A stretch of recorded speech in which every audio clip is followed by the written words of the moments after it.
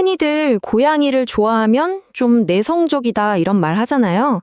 오늘은 그런 단순한 성격 얘기를 하려는 게 아니고요. 우리 몸의 가장 깊은 곳, 바로 신경계가 고양이에게 어떻게 반응하는지 그 얘기를 좀 해보려고 합니다. 여러분이 왜 그렇게 고양이에게 끌리는지 그 진짜 이유를 지금부터 함께 파헤쳐 보시죠. 하루 종일 쌀쌀맞던 녀석이 스르르 다가와서 내 곁에 몸을 말고 잠드는 바로 그 순간, 이상하게 복잡했던 머릿속이 싹 고요해지고 나도 모르게 숨을 편안하게 고르게 되는 그 느낌 있잖아요. 바로 그 평온함의 비밀을 오늘 한번 제대로 파헤쳐 볼 건데요. 아마 깜짝 놀라실 거예요. 보통 고양이 좋아하는 사람들은 내성적이라거나 사람과의 관계를 좀 피하는 경향이 있다고들 말하죠. 하지만 오늘 저는 그 통념에 정면으로 도전해 보려고 합니다. 여러분의 그 고양이 사랑은 성격이라는 라벨 뒤에 숨겨진 여러분의 신경계가 보내는 아주 솔직한 신호일 수 있거든요. 자, 첫 번째 이야기, 신경계의 속삭임입니다. 왜 어떤 사람은 시끌벅적한 환경에서 에너지를 얻고 또 어떤 사람은 조용한 고요함 속에서 비로소 진짜 안정을 찾을까요? 그 해답은 바로 우리의 신경계가 세상을 어떻게 느끼고 반응하는지에 달려 있습니다. 여기 두 가지 모습이 있죠. 한쪽은 막 활기찬 강아지랑 같이 뛰놀면서 에너지를 얻습니다. 이런 종류의 교감은 어떤 신경계에게는 정말 최고의 안정제거든요. 근데 다른 한쪽을 한번 볼까요? 고양이랑 그냥 조용히 같이 앉아있는 것만으로도 깊은 평온을 느껴요. 어떤 압박도 없이 그저 존재하는 것만으로 충분한 관계. 바로 이런 환경에서 안정을 찾는 신경계의 모습인 거죠. 이건 결코 관계를 회피하는 게 아니에요. 오히려 하루 종일 수많은 자극과 긴장 속에서 지친 나의 신경계를 스스로 돌보기 위한 아주 현명하고 적극적인 선택인 셈이죠. 평온함을 향한 본능적인 이끌림이라고 할 수 있습니다. 그렇다면 왜 유독 고양이와의 관계가 우리에게 그토록 특별한 안식을 주는 걸까요? 두 번째 이야기, 압박 없는 연결에서는 그 비밀을 인간관계와 비교하면서 한번 알아볼게요. 아마 우리가 사람들과의 관계에서 느끼는 그 보이지 않는 피로감의 정체를 딱 알게 되실 겁니다. 사실 인간관계라는 게 종종 이런 보이지 않는 규칙들로 가득 차 있잖아요. 메시지 오면 빨리 답장해야 할 것 같고 상대방 기분에 내 기분도 좀 맞춰야 하고 내 감정을 또 논리적으로 설명해야 할 때도 있고요. 심지어 좋은 의도로 하는 애정 표현조차 가끔은 압박으로 다가올 때가 있죠. 네, 맞아요. 이렇게 보이지 않는 감정의 노동, 그러니까 다른 사람의 기대를 살피고 내 반응을 조절하는 그 모든 과정이 우리 에너지를 진짜 엄청나게 갉아먹거든요. 꼭 배터리가 방전되는 것처럼요. 근데 고양이는 어때요? 완전히 다르죠. 고양이는 우리한테 다가올 권리가 있다고 막무가내로 생각하지 않아요. 고양이의 애정은 강요되는 게 아니라 조심스럽게 제한되는 것에 가깝죠. 대화나 눈맞춤, 어떤 감정적인 연기를 기대하지 않고 그냥 곁에 머무르기로 선택하는 겁니다. 결국 고양이 애호가들은 친밀감 그 자체를 피하는 게 아닌 거예요. 그 친밀감에 따라오는 압박을 피하고 싶은 거죠.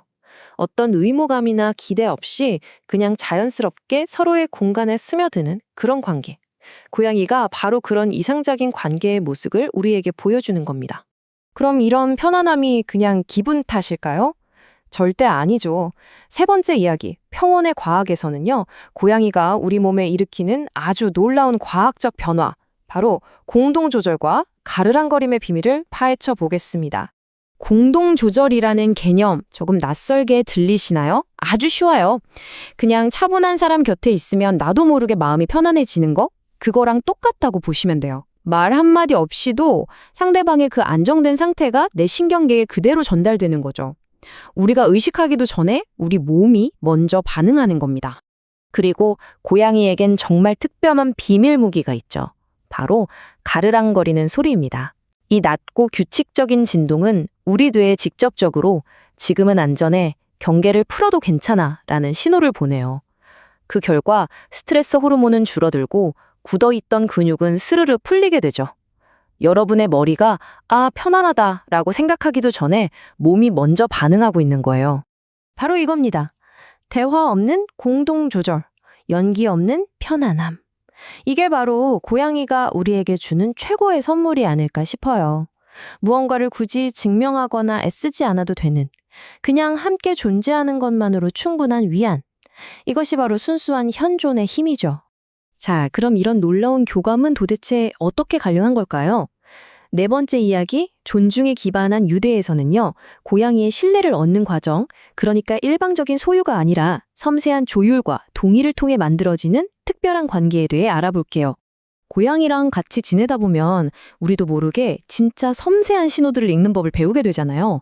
꼬리가 살짝 떨리는 거나 귀가 어느 쪽으로 향하는지, 심지어 호흡의 변화까지요.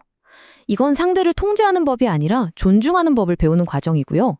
바로 이 존중이 깊은 유대감의 뿌리가 되는 겁니다. 그리고 여기 또 다른 과학적인 비밀이 숨어 있습니다. 고양이의 크고 동그란 눈, 작은 코, 둥근 얼굴. 동물행동학자들은 이런 특징을 아기 스키마라고 부르는데요.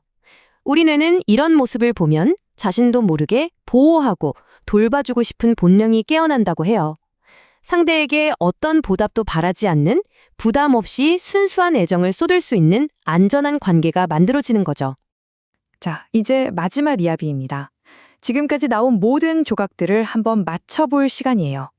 여러분의 몸이 왜 고양이를 선택했는지 그 최종적인 의미를 다시 한번 정리해 보겠습니다. 그러니까 여러분이 고양이를 사랑한다는 건 그냥 취향의 문제가 아닌 거예요.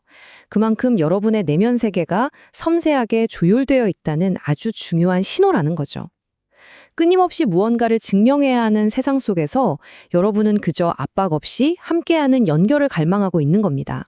끊임없는 갈등과 오해 속에서 감정을 증명해야 하는 세상과는 다르게 고양이는 그냥 여러분 곁에 존재합니다.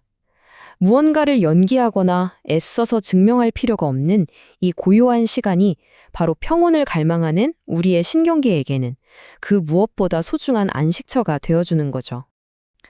그래서 우리는 이렇게 말할 수 있습니다. 여러분이 고양이를 선택한 게 아니에요. 여러분의 몸이 고양이를 선택한 겁니다.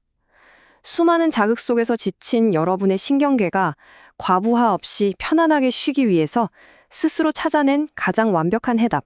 그것이 바로 여러분 곁에 고양이일지도 모릅니다. 마지막으로 이 질문을 던져봅니다. 고양이와의 관계를 통해 발견한 이 사실, 즉 여러분의 몸이 압박 없는 평온함을 원한다는 것을 여러분의 삶 전체에 어떻게 적용할 수 있을까요? 여러분의 신경계가 진정으로 갈망하는 것은 무엇인지 한 번쯤 깊이 생각해 보시는 건 어떨까요?